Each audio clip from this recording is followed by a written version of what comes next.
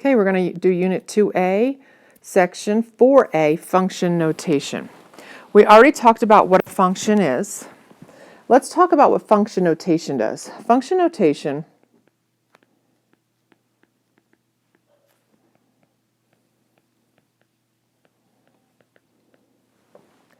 is a way of saying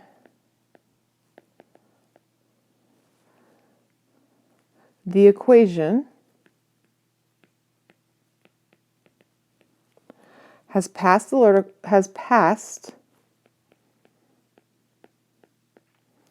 vertical line test.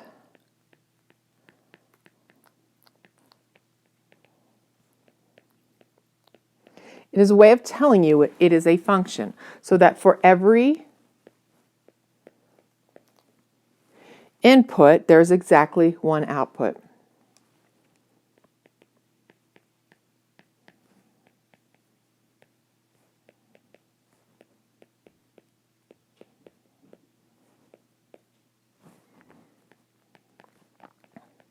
So when we used to write equations, and we still do, but if we wrote an equation, y equals 3x plus 8, unless we verified that was a function, we don't know it's a function until we verified it. However, if I say f of x equals 3x plus 8, that means this is a graph that is a function. F parenthesis x does not mean f times x. That is not what it means. So be very careful. That is not what it means in algebra. It simply means we are talking about an equation that is a function. And so to indicate that it is a function, we use function notation. F of x is the most common, but sometimes we would say g of x, sometimes h of x. I've seen j of x. Okay, we are talking function notation. It's just indicating different graphs or different equations. Okay, so let's look what that means and what type of problems you might have to do using function notation. So we're going to do a bunch of examples here. So example, and I'm going to give you a function. And the function I'm going to give you is that f of x, remember that's the same as saying y equals, except that I'm indicating it is a function. It passes the vertical line test. For every input, there's exactly one output. We don't have to check it. We've already been told it is a function.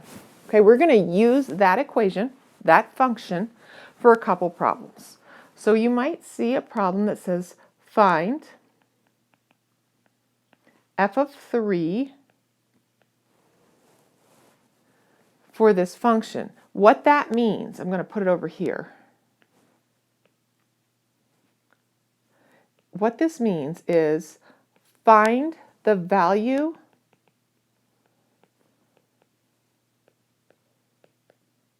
of this equation, this function, when x equals 3. Okay?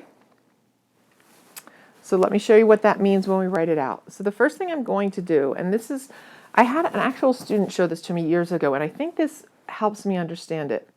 I'm going to write f of x equals 2x plus 5, and this is all about substitution.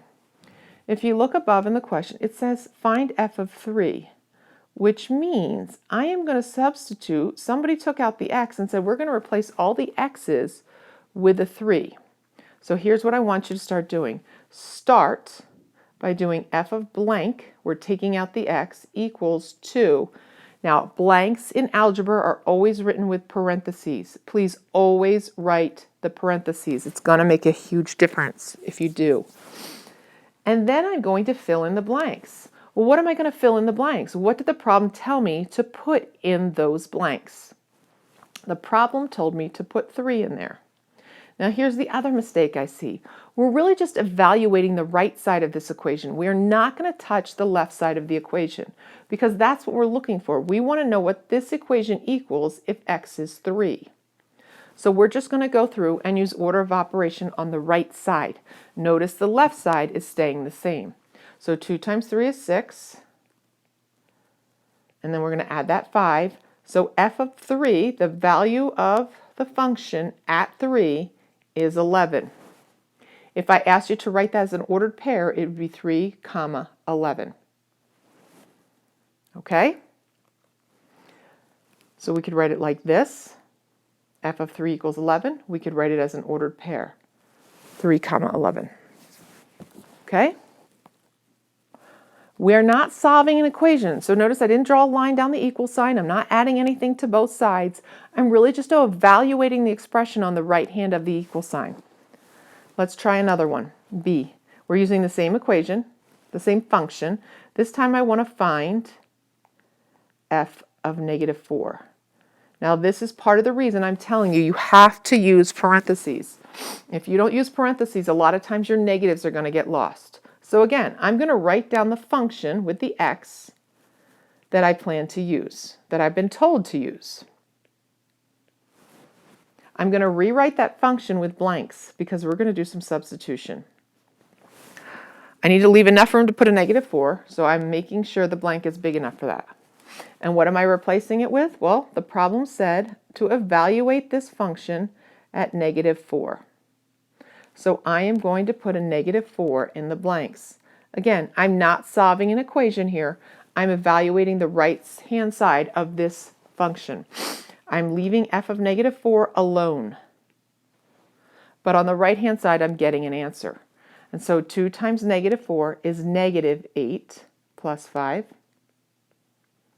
And then, again, I'm leaving the left-hand side alone. And negative 8 plus 5 is negative 3. So I could write my answer, f of negative 4 equals negative 3. Or I could write as an ordered pair. The input is negative 4. The output is negative 3. That's another way to write that function. Let's do one more using this, and I want to switch it up a little. We're going to follow the same rules. So this is C. We're using the same function from above. Find f of A. Okay, now we're changing this up. Don't get panicky though.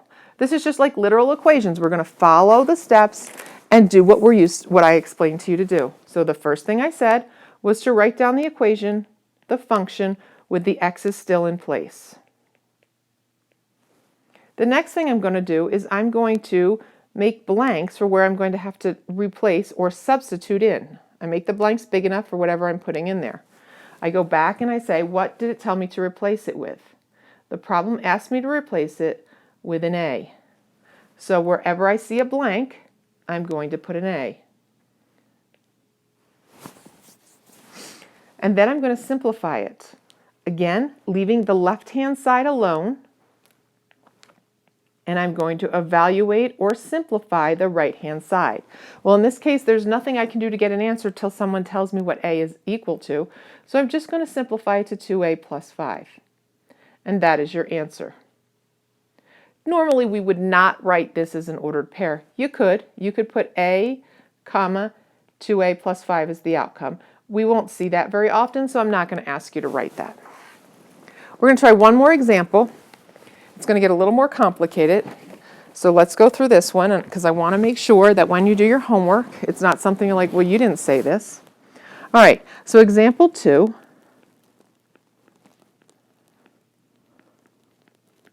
We're going to change up the functions, okay? We're going to have an f of x function, which is going to equal 3x plus 4, but we're going to play with two functions this time. I know, it's getting exciting, isn't it? Algebra is so fun. We're going to use a g of x this time. So we're using two different functions. And that's going to be negative 4 times the quantity x minus 7. All right. So we have two different functions. The f indicates which one, the letter in front, the f tells us to use 3x plus 4 in this case. And if I see a g of something, I'm going to use the negative 4 times the quantity x minus 7. So let's do one of these. So here's our first example. I want to know, find f of x plus g of x. So I'm going to do what I told you to do. I'm going to first write each one with the x still in it. Well, we're adding f of x and g of x. So what does that mean? Well, f of x is 3x plus 4. I'm going to put parentheses around that so I remember that's my f of x. And added to that is my g of x, which is negative 4 times the quantity x minus 7. Okay, f of x, I'm just going to remind you, this is my f of x, and this is my g of x. I just replaced them with what I know from above. So again, I am not solving an equation, so nothing goes from left to right. I don't draw the line, and I don't mess with the left-hand side. I leave the f of x plus g of x alone. And all I do is I simplify the right-hand side. While I look in those parentheses, is there anything in that first set of parentheses that can go together? The answer is no. 3 of x can't be added to 4 because it doesn't have an x on it. So please don't try to write 7x. 4 and 3 of x can't go together. So I'm just going to get rid of the parentheses on that. In the second parentheses, is there something I could do? I could distribute that negative 4. So I'm going to take that negative 4 and I'm going to multiply it by what's inside the parentheses. So that would give me negative 4x plus 28. I got the 28 because negative 4 times negative 7 is a positive. Negative times negative is a positive, and that equals 28. Now I'm still not done. You should realize that this is not completely simplified. We can put together like terms. Now different people do different things, but this is what I'm going to do. I'm going to start with looking for x's. Anything that has just a plain old x attached, I'm going to look for. So I have a 3x, and I'm taking the sign that's in front of it, and a negative 4x, and I'm putting those two together. So positive 3x and negative 4x equals negative 1x. And then I'm going to put together positive 4, again taking the sign that's in front of it, and it's just a plain old positive 4, it doesn't have anything attached to it. So I'm going to go find something else that has nothing attached to it, and that would be 28.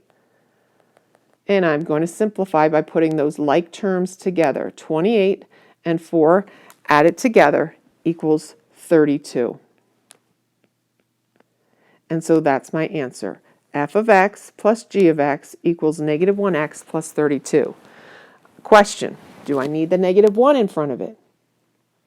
No, I could just write, and this would actually be more simplified, negative x plus 32. The 1 is understood. The negative 1 is understood. All right, let's do one more. B. Again, this time we're using those f and g of x. We're going to find f of 5 minus g of negative 3. Follow the steps. First step, just write out what we already know. F of x minus g of x. We're writing everything with the parentheses still intact. F of x was 3x plus 4. And I'm putting it in parentheses. And then we're going to subtract g of x, which is negative 4 times the quantity x minus 7. So again, just to give you a reminder, this is f of x. And this is g of x. I don't like the way I just wrote those. Let me do that again. It doesn't look good. F of x. And this one is g of x that I got from above. Okay, that was what we originally had. Now remember, the next step I tell you to do is to write blank. So that's what I'm going to do here. F of blank minus g of blank equals parenthesis 3 of blank plus 4. Now I'm going to do something here. I'm going to color code this because the blanks aren't all the same. In the f function, let me color it in. In the f function, we're going to replace it with a 5. So I'm going to come down here, and instead of purple, I'm going to use blue. I'm going to color code this because we need to know which ones we're putting in there. Okay? And then I'm going to subtract negative 4 parenthesis. I know there's going to be a lot of parentheses in this one. And this one we're going to do negative 3. So I'm going to use my pink to indicate that we're going to put, whoops, let me erase that. Then I'm going to put, that was weird, the pink number in here.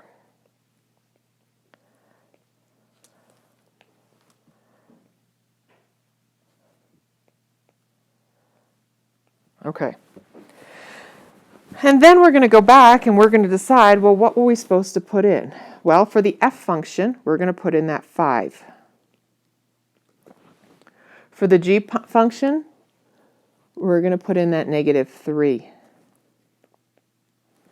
Again, we don't mess with the left-hand side.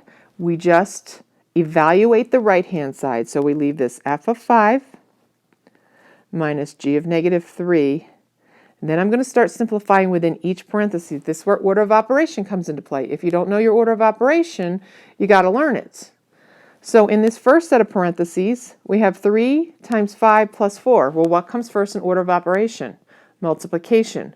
So we should have done 3 times 5, which is 15, plus the 4. And I'm just going to write this all the way out each time. You could skip this step, but it's up to you.